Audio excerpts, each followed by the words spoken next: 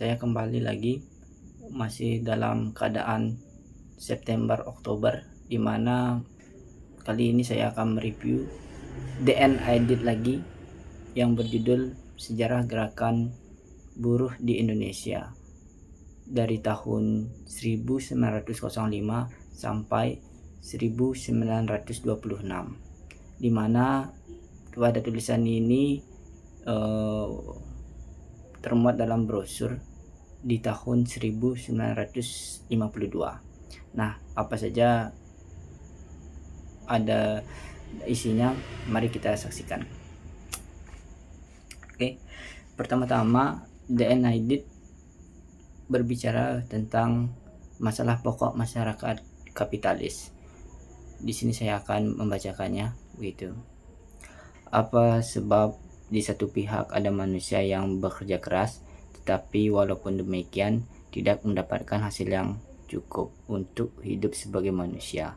Sedangkan di pihak lain ada manusia yang hidup mewah dengan bekerja sedikit atau sama sekali tidak, mesti bekerja untuk mendapatkan kemewahan itu. Lalu dia bertanya lagi, bagaimana bisa terjadi bahwa golongan kecil manusia menguasai hasil pekerjaan orang banyak? Nah, itulah yang disebut dengan kapitalis, di mana bisa dibilang ketidaksetaraan atau ketidakadilan begitu ya.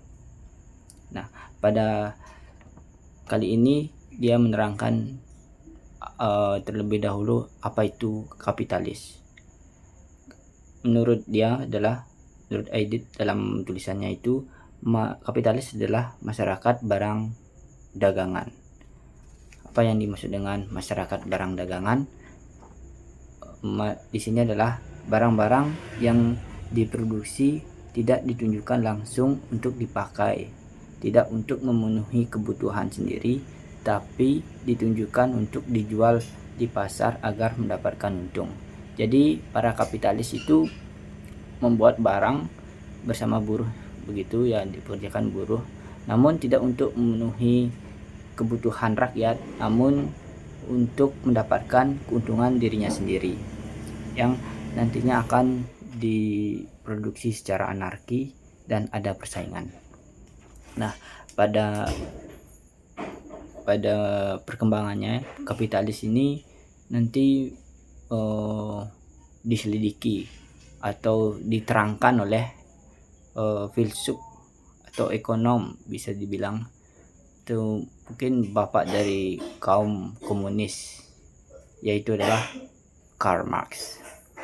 Karl Marx pada tahun 1818 sampai 1883 dia membuat tulisan yang berjudul dengan Das Kapital atau Kapital. Di sini dia menemukan bahwa hukum-hukum ekonomi yang dimuat atau didapatkan adalah teori nilai lebih. Bagaimana teori nilai lebih nanti mungkin saya akan jelaskan begitu. Namun di sini di dalam Das Kapital juga dia memuat tentang kedudukan proletar dalam masyarakat kapitalis, terus bagaimana jaminan-jaminan proletariat akan kemenangannya sendiri. Nah, dia juga dibantu dalam tulisannya itu bersama Friedrich Engels. Oke, kita akan lanjut mengenai bagaimana ya kapitalis menguasai dunia begitu. Dimulai dari abad ke-19 terjadi di Eropa, perusahaan-perusahaan dari beberapa golongan itu mulai membentuk persekutuan begitu. Nah, dengan perusahaan A, perusahaan B bergabung gitu, sehingga membuka jalan industri besar-besaran. Kapital industri nanti berkaitan dengan kapital bank sehingga menghasilkan kapital finansial. Di US atau di Amerika Serikat ada kapitalis JP Morgan yang menanamkan modalnya begitu.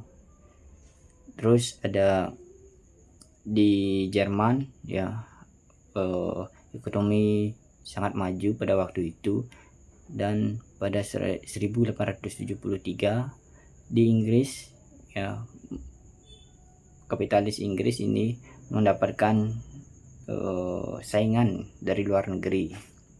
Nah, pada akhirnya para kapitalis ini akan mencari pasar, mencari sumber bahan mentah, dan mencari jalan untuk menguntungkan ekspor kapital. Nah, pada akhirnya terjadilah sebuah, ya kalian tahu, perebutan tanah jajahan atau bisa dibilang penjajahan yang nantinya akan menjadi imperialisme kolonialisme begitu. Imperialisme di sini bisa dikatakan bahwa kapitalis tingkat tinggi pada abad ke-19-20.